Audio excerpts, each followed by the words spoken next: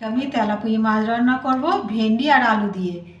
ভেন্ডি আর আলু কেটে নিয়েছি, কেটে ধুয়ে নিয়েছি, আর মাছটা কেটে ধুয়ে নিয়েছি। মাছটা আমি লবণ আর হলুদ মাখিয়ে নেব।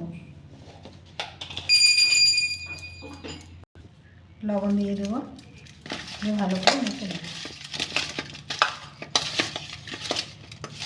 ভালো করে মেখে নিয়েছি, আমি এবার গ্যাসটা জ্বেলে নেব। আমি গ্যাস জ্বালিয়ে কড়াটা বসিয়ে দিয়েছি, আর কড়াটা আমার গরম হয়ে গেছে। আমি এবার সরষের তেল দিয়ে দেবো। তেলটা গরম হয়ে গেছে,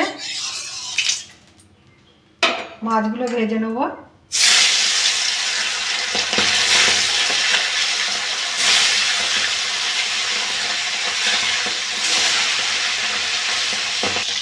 মাছগুলো এক সাইডে ভাজা হয়ে গেছে, আমি এবার উল্টে দেবো।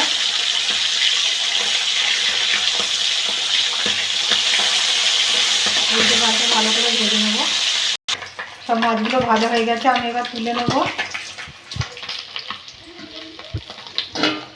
সব মাছগুলো তুলে নিয়েছি, মাছগুলো আমি একইভাবে ভেজে নেব।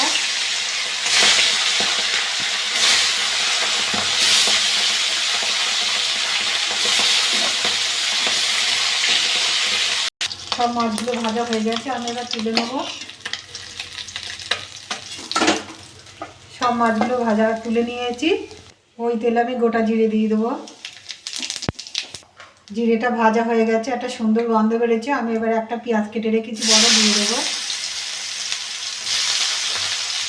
পেঁয়াজটা একটু ভেজে নেব।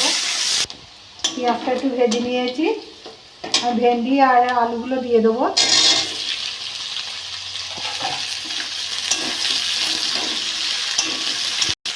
আমি আলু আর ভেন্ডিগুলো একটু ভেজে নিয়েছি। আদা রসুন বাটা 1 চামচ দিয়ে দেবো। হলুদ দিয়ে দেবো।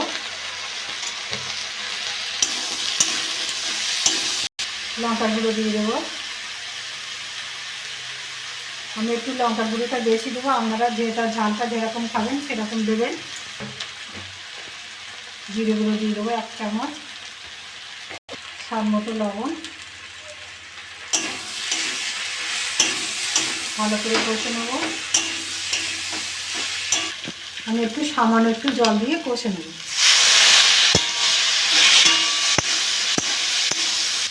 ভালো করে কষে নিয়েছি, আমি এবার জল দিয়ে দেবো। 10 মিনিট ঢাকা দিয়ে রাখবো। 10 মিনিট আমার হয়ে গেছে। আলুগুলো সব সিদ্ধ হয়ে গেছে, মাছগুলো দিয়ে দেবো।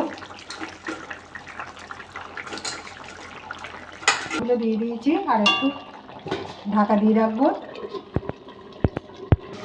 5-7 মিনিট আমার হয়ে গেছে। তরকারিটা আমার হয়ে গেছে, আমি এবার নামিয়ে নেব। দেখুন কি সুন্দর হয়েছে। এরকম করে বাড়িতে রান্না করে খাবেন। খেয়ে ভালো লাগলে আমার চ্যানেলটাকে লাইক করবেন, শেয়ার করবেন, কমেন্ট করবেন, সাবস্ক্রাইব করবেন। ধন্যবাদ।